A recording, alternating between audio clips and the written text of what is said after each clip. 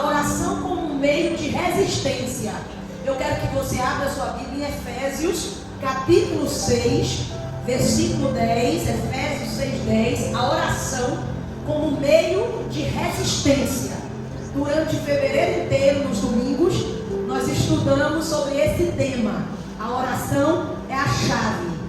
Gálatas, aí vem Efésios, capítulo 6, versículo de número 10. A oração como meio de resistência para a glória de Deus. Quem achou aí, diga glória a Deus. E a palavra de Deus aqui nos diz o seguinte: quanto ao mais, irmãos meus, sejam fortalecidos no Senhor e na força do seu poder, revestidos com toda a armadura de Deus, para que possais estar firmes contra as astutas ciladas do diabo.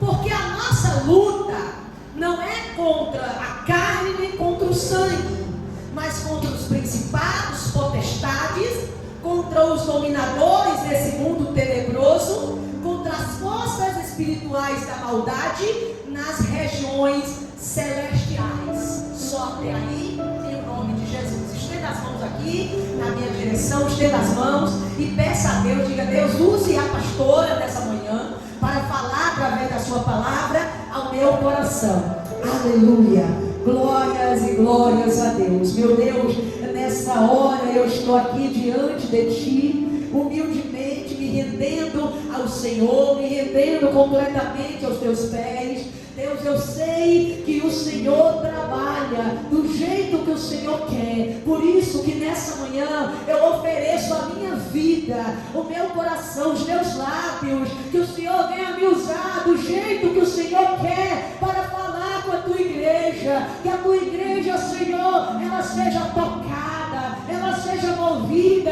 ela seja orientada, meu Deus. Que a Tua palavra venha abrir os olhos espirituais da Tua igreja e venha dar uma direção certa para o Seu povo, em nome de Jesus. Que essa palavra caia em uma boa terra, que venha germinar e dar muito fruto para a glória do Teu nome. Amém. Graças a Deus. Pode celebrar ao Senhor de forte. Meus irmãos, são muitas as pessoas hoje em dia que não acreditam na realidade do mundo espiritual. Não acredita em céu, inferno, não acredita em Deus, o diabo, em anjos e demônios. Mas o mundo espiritual, acreditando essas pessoas ou não, ele existe, ele é bem real e ele ainda atua também nessa esfera física. Ele influencia, esse mundo espiritual interfere nessa esfera física. E a Bíblia, ela garante isso, ela demonstra isso. Quando o apóstolo Paulo foi escrever a carta aos Efésios, ele estava aprisionado em Roma. E lá como prisioneiro, mas ele não deixava de dar as instruções certas para a igreja. E ele então escreve essa carta, e no capítulo 6, ele fala da vida prática cristã, e fala dessa batalha espiritual, que ela é real, que ela interfere nesse mundo físico, e mostra como nós cristãos devemos nos comportar diante dessa batalha espiritual que existe. O que é que eu vou fazer? A batalha espiritual, ela existe, mas qual é o meu papel nisso? Como eu devo me comportar nessa batalha? E aí, no versículo 10, ele começa dizendo: no demais, irmãos meus, que ele já tinha dado várias instruções da vida prática. Ele já tinha dado várias instruções do que os cristãos deveriam fazer, de como os cristãos deveriam viver. Por isso que ele conclui a carta dizendo: no demais, ou seja, aqui eu estou concluindo no que é mais importante. No demais, irmãos meus, fortalecei-vos no Senhor e na força do seu poder. Então veja que ele está aqui orientando a igreja, ao povo de Deus, aos Efésios, a se fortalecer em Deus, a se fortalecer na força do poder de Deus. Mas como que eles iriam se fortalecer? Eles tinham que se achegar a Deus, eles tinham que buscar buscar a Deus em oração, para se fortalecer na presença de Deus, tinha que estar envolvido com Deus, tinha que estar ali entronizado com Deus, buscando a Deus. É assim que se fortalece, é indo na fonte de força, é indo na fonte de poder. Se o Senhor Deus, se o Senhor Jesus é a nossa fonte de força, a gente não pode estar distante dele, a gente tem que estar sempre perto dele e buscando a ele. É assim que a gente também se fortalece. Não é em uma fonte falsa, não é buscar aonde não existe força para nós. Tem gente, por exemplo, que quer resolver a vida com a sua própria capacidade, com a sua própria habilidade, com a sua própria força. Ele quer decidir sua vida, seu destino e sua história. Mas nós não sabemos, nós sabemos muito bem disso, que nossa vida não é pautada pela nossa força, pela nossa própria capacidade. A gente pode até buscar ter uma capacidade, buscar crescer, buscar avançar na vida, mas não é nada disso que vai determinar o nosso êxito no mundo espiritual. A verdadeira força vem da verdadeira fonte, e a verdadeira fonte de força é o nosso Deus Todo-Poderoso. Quando a gente se achega a Ele, quando a gente rasga o nosso coração buscando a Ele, se entregando mais para Ele, é aí que a gente recebe mais dele. Quanto mais você se entrega, quanto mais você busca, mas você vai ter dele. É o que a própria palavra do Senhor diz. Lá em Jeremias, ele diz: e buscar-me-eis e me achareis. Vocês vão me buscar e vocês vão me encontrar. Se vocês buscarem de todo o coração, vocês vão me encontrar. Se vocês se entregarem, vocês vão me encontrar. Então o que é que a palavra de Deus está dizendo? O Senhor falando, eu sou a fonte de toda força e poder. Eu sou a fonte de vida, de cura, de salvação, de esperança, de transformação. Se vocês precisarem de qualquer coisa dessas, vocês têm que vir a mim, se achegar a mim, se aproximar de mim, orar a mim, e eu vos darei. É isso que a palavra ensina. A força vem dele. Ele é essa fonte que nós temos que buscar e orar todos os dias. Aí, irmãos, Salmo 27, que é o meu salmo, eu amo esse Salmo 27. Abre aí o Salmo 27, que você vai ver o salmista Davi também declarando que ele crê que Deus é essa força dele. Ele crê que o Senhor é essa fortaleza dele. Veja o que diz aqui, Salmos, capítulo 27, para a glória de Deus. Aí diz assim, ele começa dizendo, é uma metáfora, né? O Senhor é a minha luz e a minha salvação. A quem temerei? O Senhor é a força da minha vida. De quem me recearei? Ele fala duas coisas aqui importantes. A primeira parece não ter nada a ver com Efésios 6:10, e a segunda tem. Ele diz, o Senhor é a minha luz e a minha salvação. A quem temerei? Primeiro, na vida da gente, a gente precisa de luz. A luz é a iluminação, é a clareza que nós precisamos para caminhar, para tomar decisões acertadas, para viver com segurança. Tudo isso a gente precisa. Porque se a pessoa for caminhar no escuro, ela pode facilmente dar uma tropeçada, quebrar a perna, se prejudicar, se lesionar. Mas se ela caminhar na claridade, em um bom caminho, em um bom terreno, ela vai caminhar tranquilamente, vai ter segurança, vai saber que o que ela está fazendo com firmeza, que não vai prejudicar a vida dela. Gente, vocês estão entendendo o que eu estou falando? Quem está entendendo aí, diga glória a Deus. E aí a palavra diz, o Senhor é a minha luz. O salmista falando, Ele é a minha luz. Ele me dá essa clareza, essa iluminação para eu decidir. Ele me dá essa clareza para eu caminhar sem ter medo, para eu saber que eu não vou tropeçar, que eu não vou cair, porque eu estou vendo o caminho de uma maneira muito nítida. Então o Senhor é a minha luz e a minha salvação, a quem temerei? E o Senhor é a força da minha vida. Quer dizer, quem quer pautar a sua vida em outra força, vai fracassar, vai perecer. Quem quiser buscar outro tipo de força, vai perecer.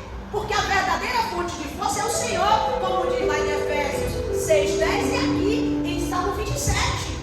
Então é disso que o buscassem a este Deus da força, para que eles buscassem estar próximo, cada vez mais próximo desse Deus, porque se a fonte vem dele, eu tenho que estar conectada a ele. Só para você ter um exemplo prático, nós hoje estamos em um mundo da tecnologia, não é verdade? Hoje qualquer pessoa tem um celular na mão.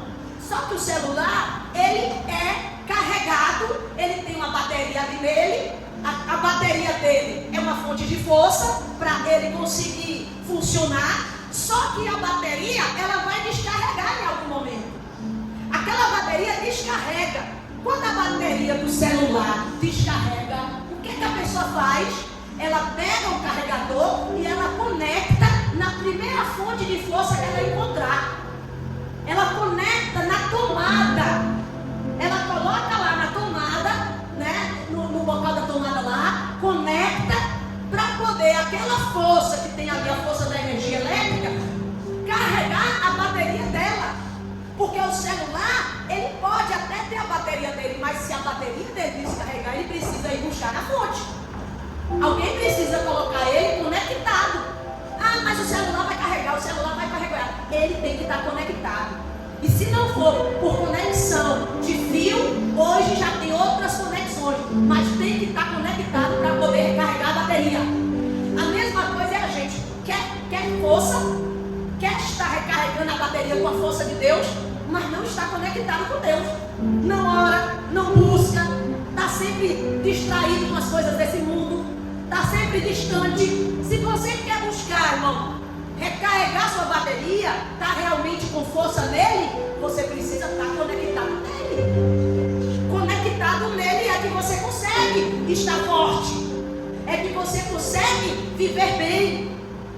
Por isso que vem Paulo e diz: isso aqui não é algo de outro mundo, é claro de se entender. Ele diz: não tem mais, irmãos meus, o que vocês têm que fazer?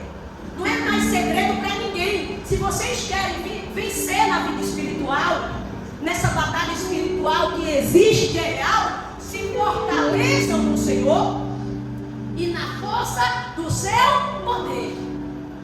Outra coisa que ele diz: e revestivos de toda a armadura de Deus. Leia essa parte comigo aí. Revestidos com toda a armadura de Deus, para poderes ficar firmes contra as astutas ciladas do diabo. Veja aqui, ele não diz revista-se de algumas partes da armadura. Ele diz revistam de toda a armadura. Por que ele fala de toda a armadura? Porque essa armadura de Deus são elementos, são componentes essenciais à vida cristã. Existem componentes que eu não vou entrar hoje nos pormenores. Eu não vou entrar hoje de uma por uma, porque vai ficar muito longo, aí já fica para outro culto. Mas existem elementos na vida cristã que são essenciais que estejam ali, que não pode faltar. Se, por exemplo, eu sou uma pessoa de fé, eu tenho um elemento bom da vida cristã. A fé é imprescindível, é fundamental para a vida cristã. Porque a palavra de Deus lá em Hebreus, capítulo 11, versículo 6, diz que sem fé é impossível agradar a Deus. Que é necessário que aquele que se aproxima de Deus creia que Ele existe e que é galardoador daquele que busca. Então é imprescindível, é um elemento, um componente essencial da vida cristã. A fé, nós estamos em comum acordo. Quem acha que é, diga glória a Deus. Glória a Deus. É essencial. Só que aí a pessoa tem a fé, né? Amém, Deus é bom, eu estou na fé, eu estou crendo que Deus existe, eu estou crendo que Ele me abençoa, que Ele abençoa a vida do seu povo. Só que ela tem a fé, mas muitas vezes ela não tem uma vida forte na palavra. Ela não é uma pessoa que pega a Bíblia para ler. Ela não busca entender a Bíblia. Ah, não, pastora, mas eu sou forte na palavra também. Eu medito na palavra, mas tem gente que é aquele que medita na palavra, mas quando chega na parte da oração, é fraco na oração. Então, é importante a gente entender que a armadura de Deus são elementos essenciais da vida cristã, e nós temos que ter e que não podemos abrir mão de nenhum deles. Eu não posso dizer eu tenho a fé, eu tenho a palavra, eu tenho a verdade, mas eu não oro. Não é desse jeito. Porque se faltar um elemento, se a gente não pegar toda a armadura de Deus, é naquela parte que falta que o inimigo vem furioso e entra e penetra. Então a nossa resistência contra ele, ela está em nós vivermos plantados em Deus com todos os elementos essenciais que essa armadura possui. Quem entende isso? Diga glória a Deus. Nós resistimos a ele na palavra de Deus. Nós resistimos a ele com oração. Nós resistimos a ele com a fé. São os elementos da armadura, que tem outros também, que eu não vou falar todos agora, que a gente vai usar para vencer nessa batalha espiritual. É isso que você tem que entender. Não é pegar, eu vou pegar um pouquinho dessa armadura de Deus aqui, eu vou pegar só a fé, porque me convém, eu vou pegar só a oração que me convém, mas a palavra eu vou deixar de canto. Não, tomai, revestido de toda a armadura de Deus. Não pode deixar o capacete da salvação lá, não pode deixar a espada do Espírito lá, não pode deixar, não pode faltar nenhum elemento. A gente tem que estar com toda essa armadura. Então é a hora de fazer uma revisão para a gente poder vencer a batalha da fé no mundo espiritual. Existe uma batalha.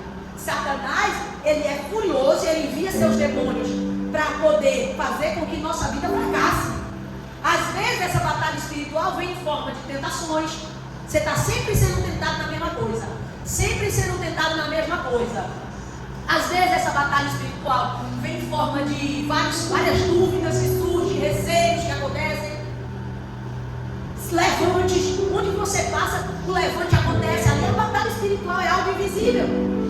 Ah, mas está acontecendo, pessoas estão sendo usadas. Existe uma batalha espiritual ali, pode observar. Então você tem que estar revestido, preparado para isso.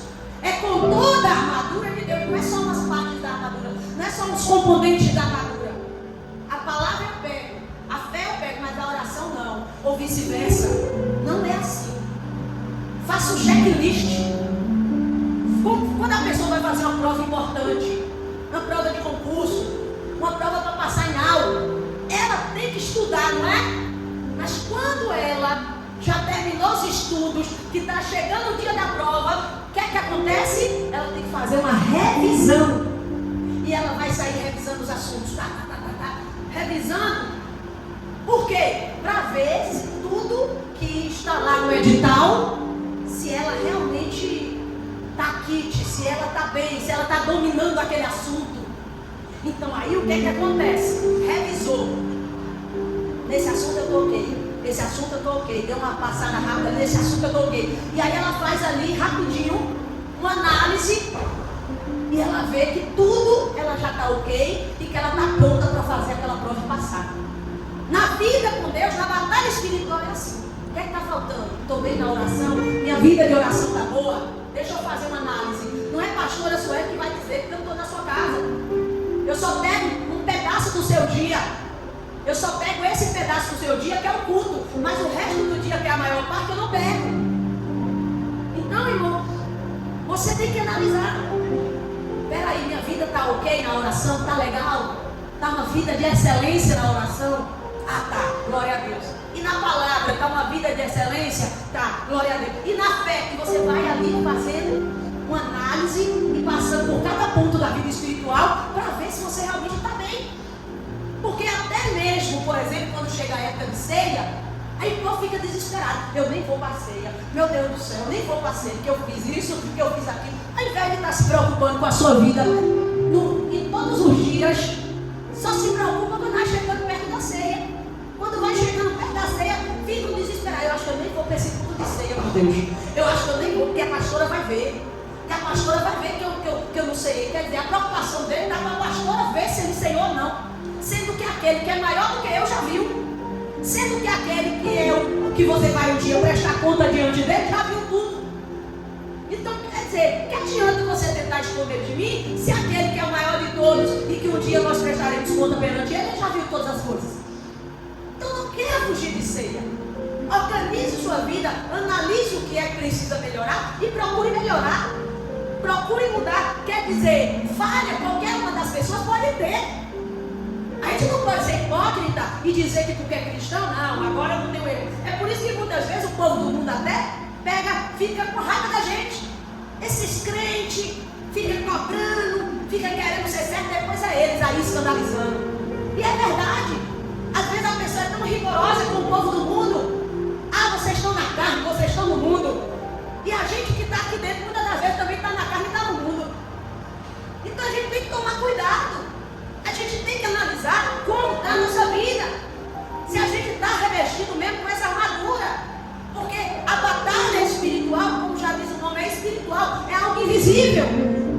E algo invisível não tem armas nesse mundo que você possa usar para vencer. Ou você pega as armas espirituais provenientes de Deus, ou você não vence essa batalha. Então ele diz, revestimos com toda a armadura de Deus. E se for um pedaço dessa armadura, não vai funcionar. Porque se estiver fazendo parte, faltando parte dessa armadura, não vai funcionar. Mas se você revestisse com toda a armadura, aí diz, revestimos com toda a armadura de Deus, para que possais estar firmes, para que você consiga resistir às ciladas do diabo. O diabo que é o nosso adversário, que é aquele leão, aquele que ruge como leão, que vem rugindo como leão, que está em nosso derredor, que quer devorar a gente, como diz a palavra. Mas se a gente tiver revestido de toda a armadura, essa cilada do diabo não pega a gente, essa cilada do diabo não atinge a gente, as sedas do diabo não atinge a gente. Quem está entendendo, gente? Quem está entendendo, diga glória a Deus. Revista de toda a armadura. Está faltando alguma parte? Está faltando mais oração da sua parte? Eu vou focar na oração, que é o nosso tema de hoje. Então, invista nisso, invista em sua vida de oração, irmãos. Isso vai fazer toda a diferença. Invista mais, gaste mais tempo com isso. Tenha um cuidado nessa área. De uns tempos para cá, o que foi que aconteceu com você? Antes você era uma pessoa que orava mais, que dava gosto. Antes você era uma pessoa que se interessava mais pela vida de fé, pela vida de oração. E hoje, o que foi que aconteceu? Por que as coisas mudaram? Ah, pastor, porque tem vários entretenimentos hoje. É verdade, mas os entretenimentos que existem não podem tomar o lugar de Deus. Hoje pode ter celular, hoje pode ter essas redes sociais, hoje pode ter cinema, seja o que for, isso não pode tomar no lugar de Deus, cada coisa no seu lugar. Você pode ir ao cinema, você pode ter suas redes sociais, você só não pode deixar que as redes sociais, que a internet tome o lugar do Senhor na sua vida. Antigamente, quando não tinha essas coisas, a gente dava mais atenção a Deus e mais atenção à família. E hoje a família está deixada no canto. E Deus também, muitas vezes, por algumas pessoas, não são todas, que a gente não pode generalizar, mas algumas pessoas tiraram a atenção, o foco que era no Senhor e na família, agora é só rede social, rede social, rede social. Hoje as pessoas estão falando no WhatsApp, numa sala e outra em outra sala, quando poderiam chegar e falar pessoalmente. Parece que tem uma gerência de relacionamento pessoal direto. E a gente não pode viver dessa maneira. Vamos reavaliar, vamos ver o que precisa ser mudado, para que a gente possa melhorar e estar com a armadura que Deus tem para nós intacta. Então, se a gente quer resistir à cilada do diabo, a gente tem que estar com toda a armadura de Deus revestida com ela, ou melhor, tem que estar revestido com essa armadura. Porque se ficar, essa parte eu pego, essa parte eu não pego, eu vou estar revestido com a preparação do Evangelho da Paz, ou seja, eu quero pregar o Evangelho dos outros, eu tenho o desejo de pregar o Evangelho dos outros, eu tenho o desejo de viver a verdade, a justiça de Deus. Mas aí quando chega na parte da palavra, da oração, da fé, a pessoa não quer. Então pega tudo, pega essa armadura e revestir de novo. Porque você já está vestido aqui com sua roupa física. Então revestir é colocar uma outra veste por cima dessa, que é a espiritual. Quem está entendendo? Diga glória a Deus. E a terceira coisa que diz aqui, que a nossa luta não é contra carne e sangue, né? Aí diz assim no versículo de número 12. Porque nós não temos que lutar contra o sangue e a carne, mas contra os principados e potestades, contra os dominadores desse mundo tenebroso, contra as forças espirituais do mal na região celestial. Olha para cá, irmão. A gente precisa entender de uma vez por todas que há uma guerra espiritual e que interfere nesse mundo. Satanás, ele pode usar pessoas, mas o seu verdadeiro inimigo não é aquela pessoa. Ah, eu não vou com a cara de fulano. Você já viu alguém que diz assim? Eu não vou com a cara de fulano, não vou com a cara da pastora. Ficou difícil, né? Mas a verdade é que não é para você ir com a minha cara, é para você ir com a sua cara mesmo. Não é com a minha. Você vai com a sua própria cara. Agora, assim, ó, tirando da brincadeira e levando a sério a coisa, irmão, você não está vendo que aí tem uma obra de Satanás? Que você não pode ficar lutando contra as pessoas? A gente precisa entender, liberar o perdão. Olha, se fulano fez algo contra mim, que Deus abençoe ele, que eu sei que ele está sendo usado com Satanás. Eu sei que ele está sendo usado. Hoje tem rixa séria entre irmãos. Irmão da mesma mãe, irmão do mesmo pai. Meu irmão, é uma rixa que um não quer ver o outro. Se você vier aqui, eu te mato. Se você vier aqui, eu tiro sua vida. Como pode isso? As pessoas hoje estão levando tudo para o coração. Não percebem que nós temos um adversário. Nossa luta não é contra carne e sangue. Carne e sangue são pessoas. Mas contra os principados, potestades, dominadores. Ou seja, existe uma hierarquia. Assim como no mundo de Deus existe uma hierarquia, existem anjos que trabalham mais perto de Deus. Você sabia disso? Quem sabia que tem anjos que trabalham mais perto de Deus? Os serafins são os anjos que trabalham mais perto de Deus, ministrando diretamente com Deus. Os querubins já trabalham em outra missão, só que um pouquinho mais distante. E assim vai. Tronos também trabalha até ali defendendo o trono de Deus. E aí depois vem outras categorias, que existe hierarquia no mundo espiritual também, até chegar aos anjos lá, que são os anjos ministradores, aqueles que vêm ao serviço daqueles que vão herdar a salvação. Quando a gente estudar angelologia lá na teologia básica, vocês vão ver isso. Mas no mundo espiritual das trevas também existe uma hierarquia. Os principados são aqueles demônios que estão ali imperando sobre outros, mandando que aqueles outros façam isso, façam aquilo, nas nações, nos governos, na vida das pessoas. Ou seja, eu não tenho dúvida de que aqui no Brasil, por exemplo, infelizmente tem imperado um demônio da corrupção. Porque não é só em política, irmão. Não é só na política principalmente. Mas hoje as pessoas estão se corrompendo no trânsito. Um policial lá, ou aquele agente, né, público da 7, ele se corrompe no trânsito, gente. Por besteira. Tem pessoas que estão se corrompendo por tão pouco. Não existe sim. Aqueles principais que dizem, olha, aqueles demônios que governam sobre outros demônios, e eles ali dizem, olha, você vai fazer tal coisa naquele país. Só que eles não são maiores que o nosso Deus. Só que eles usam pessoas. Mas nós também sabemos que o reino de Deus é potente, é poderoso, e que o reino das trevas não vai prevalecer contra o reino de Deus.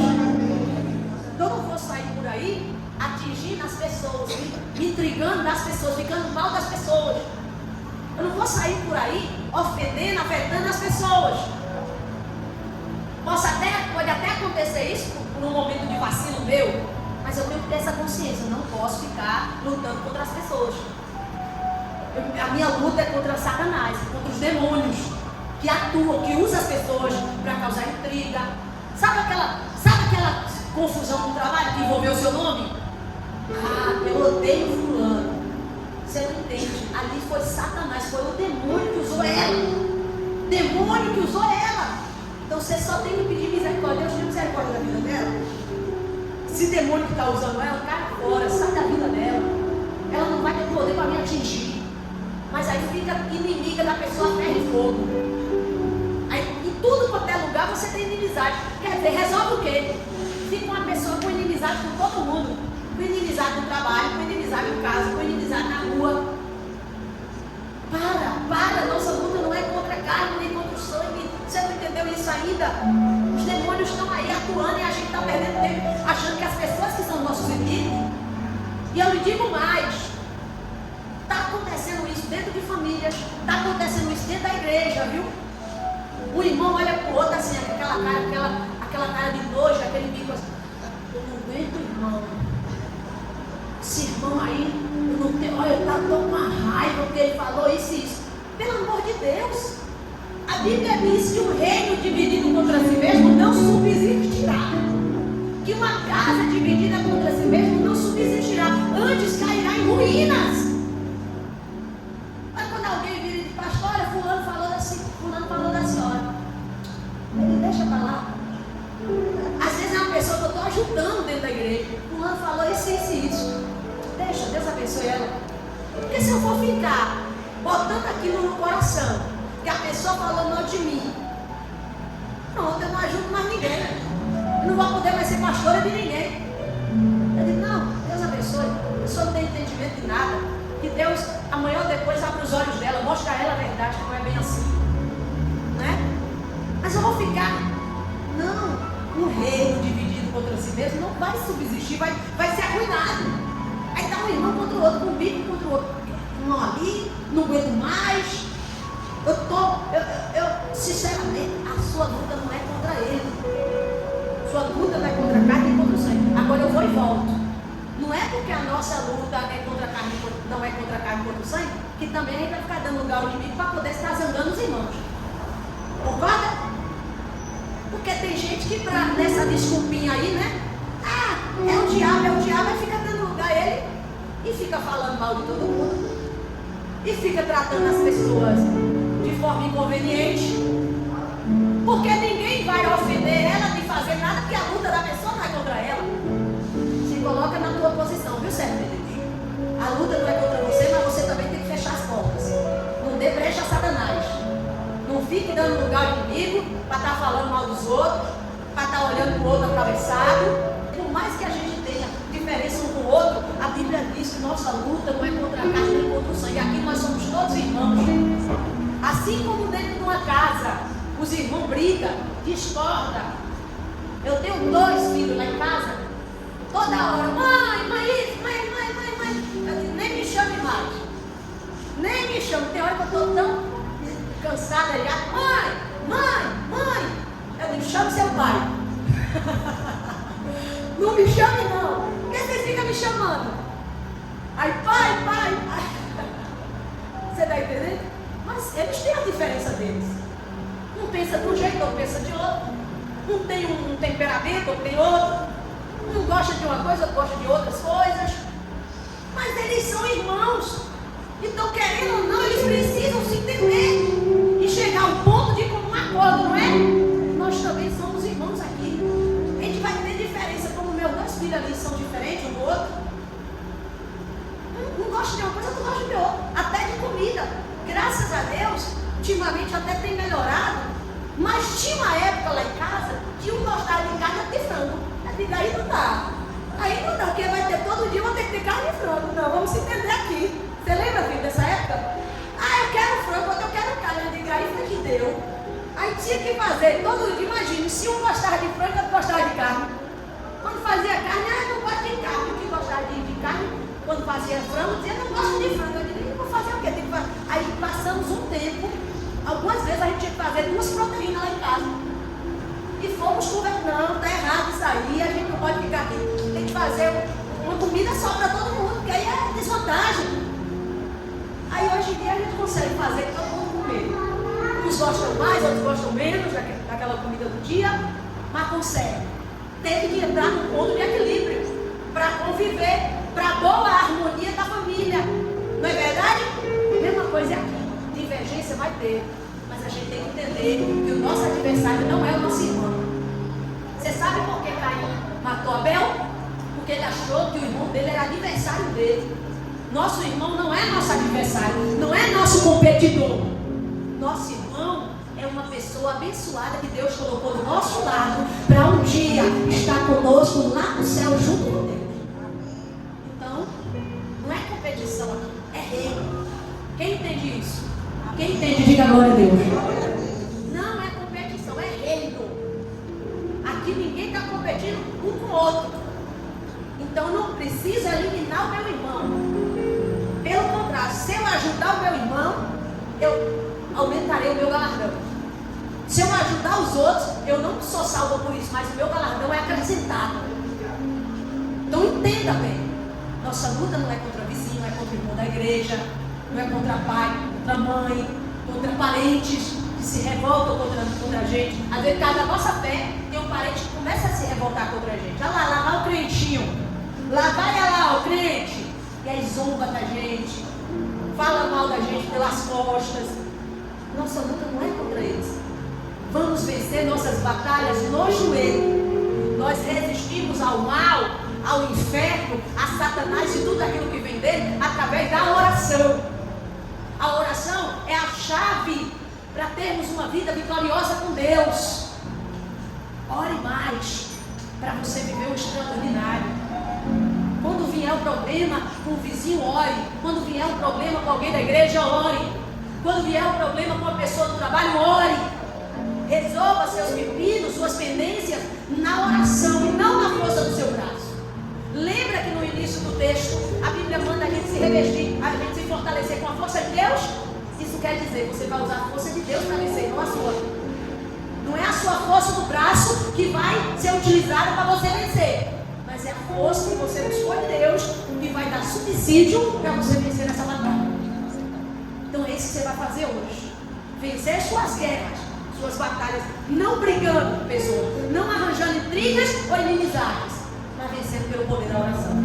É isso que essa palavra nos mostra. Que vão ter pessoas que podem até se levantar, mas nossa luta não é contra elas. Ali Satanás usou uma seta, nossa luta é contra ele. Principados, potestades, forças espirituais da maldade. Mas a gente tem a força de Deus e vai guerrear e vai prevalecer nessa guerra. Quem entendeu, pode aplaudir a Jesus para ele.